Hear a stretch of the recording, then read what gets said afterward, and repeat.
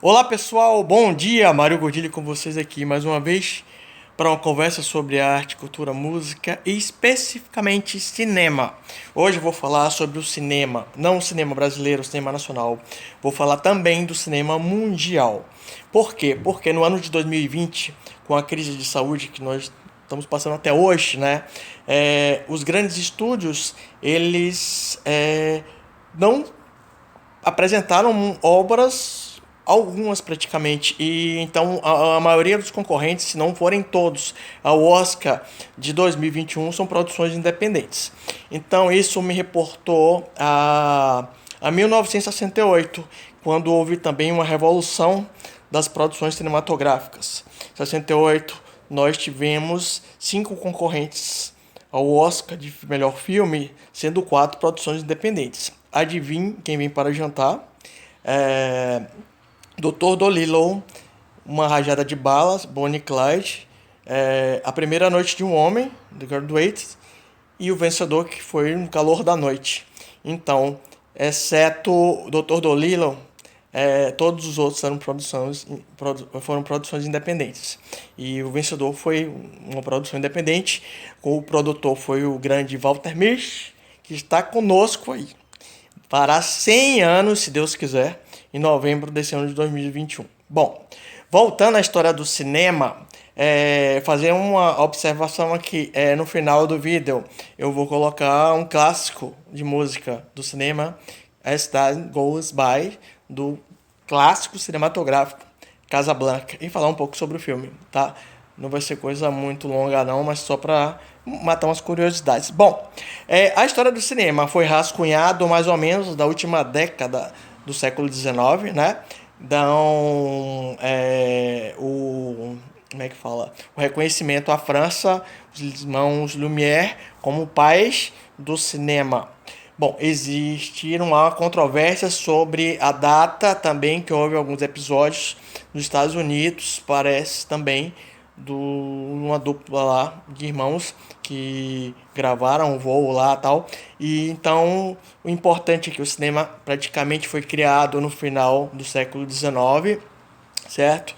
Temos a revolução tecnológica ao grande Thomas Edison, a gente não pode deixar ele fora dessa história. E aí sim, começou o cinema pelo mundo, né? Foi desenvolvendo em cada país. O profissionalismo cinematográfico praticamente foi sacramentado pela United Arts, se eu não me engano, foi em 1919. O casal Douglas Fairbanks e Mary Pickford, que eram atores, eram ícones já na década de 10, né? 10 para 20, junto com David Wargreave, grande diretor e produtor de cinema, e o Charlie Chaplin, né? Eles se formaram a United Arts, uma corporação de cinema, e isso profissionalizou né, a arte cinematográfica. Mas pelo mundo inteiro, Europa, Alemanha, ao longo da década de 10, depois da guerra, né, principalmente na Europa, começou a desenvolver o cinema. Alemanha, França, Itália. Bom, voltando aos Estados Unidos, então, onde foi assim, devido a essa profissionalização, tal, começaram a surgir então as produções e a frequência do elenco, né? Também é uma coisa complicada, porque como é uma arte nova, né? E a arte naquela época, teatro, dança, tudo tinha certa coisa assim ligada à parte de, vamos dizer assim, promiscuidade, sexualidade. Então, muitos artistas, talvez também pela guerra lá na Europa, ao final da década ou meado da década de 10, migraram para os Estados Unidos e tentaram, né? Então vamos lá. Greta Garbo, Marlene Dietrich, Claudette Colbert, Rodolfo Valentino, os ícones do cinema mudo, né? Asta Nielsen, eles eram europeus, né? E fizeram carreira no cinema mudo americano, principalmente porque era mudo, não precisava ter fluente em idioma. E ganharam certo status. Ramon Novarro também, se não me engano, era mexicano, também é outra coisa, veio da América Central. Então, assim, vieram de fora, né? A maioria dos ícones do cinema mudo? Claro que também alguns americanos, claro, também muitos, né, desenvolveram também de certa origem, que não estava preocupado muito com o negócio de preconceito social. John Crawford, Gloria Swanson, e por aí vai.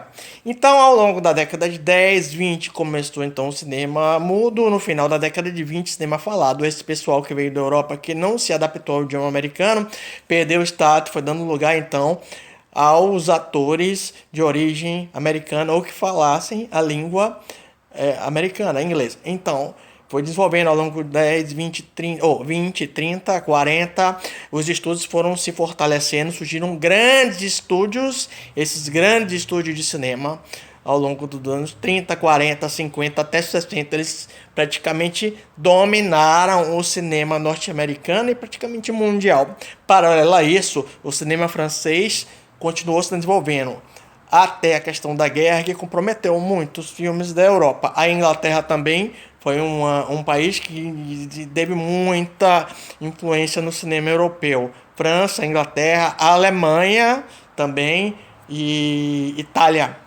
A gente tem que dar a Suécia também, a gente tem que reconhecer a influência disso aí, entendeu? Ao longo das décadas de 30, né, 20, 30, 40, 50. Mas a predominância, né, a força era do cinema norte-americano. Até que em 60, voltando ao que eu falei, né, houve esse fato em 68 em que as produções independentes ganharam maior força. E aí, a partir daí,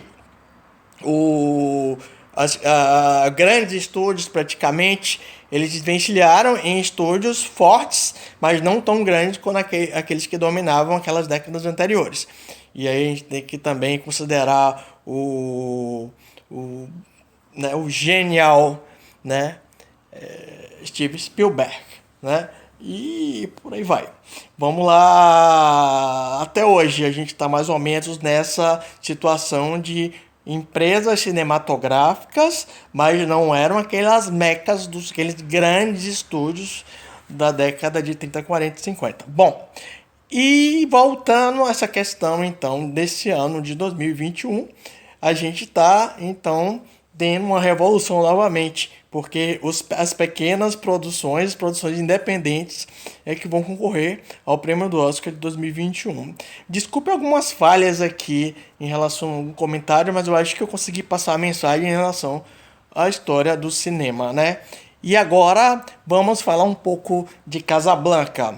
Casablanca, o clássico de 1942, foi produzido em plena Segunda Guerra Mundial, né?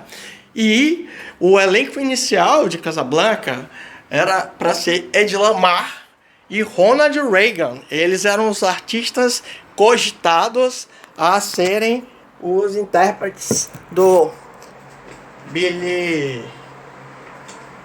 Rick Blaine e Ilsa Land, né? Que foi depois substituído por Ingrid Bergman e Humphrey Bogart. Uma observação sobre Casablanca interessante é que o elenco, né, definitivo ele era internacional, e a predominância era austro-húngara. Eu não sei se houve uma certa influência política para a decisão desse elenco, mas a Ingrid Bergman sueca, o Humphrey Bogart, o Dooley Wilson, pianista, né, americanos. Austro-húngaro a gente tem o Peter Lorre, Paul Enheid, o diretor Michael Curtiz e o S.C. Sakal. A gente tem o alemão também, que é o... Ai meu Deus, esqueci o nome agora. Deixa eu ver aqui. O ator alemão que fez o Conrad Veidt e a francesa, né, que cantou aquela cena do filme da Marselhesa, que é Madeleine Lebeau, né? Aquela cena da Marselhesa, uma cena impressionante. Madeleine Lebeau, a francesa,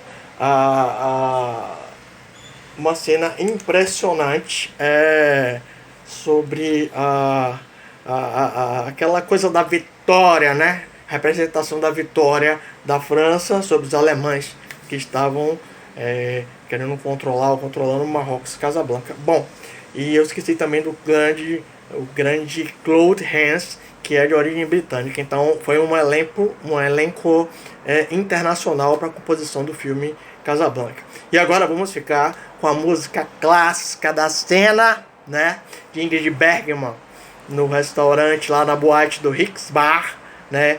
E quando vem a entrada o grande Humphrey Bogart e o Dooley Wilson atende o pedido dela. Play the game, son. You must remember this. A kiss is just a kiss. A sigh is just a sigh. The fundamental things apply as time goes by.